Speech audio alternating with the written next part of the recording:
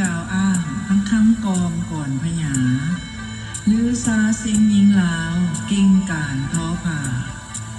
ผูกพอมอนทั้งฝ่ายควักไหมเข็นตำเก็บดอกลายตื่นแต้มสีย้อมแซวสะดึงมีหลายนาคเอื้อมัดมีคิดจบนาคลวงในภูษาผ้าสบายผืนสิ้นสองงูเกี้ยวหัวหานฝันกอดกับทั้งนาคสะดุ้งหัวซ่องโซโคมมีทั้งลายเงือกแล่งโดดเดียวนอนเดียวนาคใหญ่พื้นพึ่งหอนพลลายขวงกุ้งนาโคห่าวนาคีมานไข่ตั้งแต่เหนือหอดใต้ในแค้นเขตลาว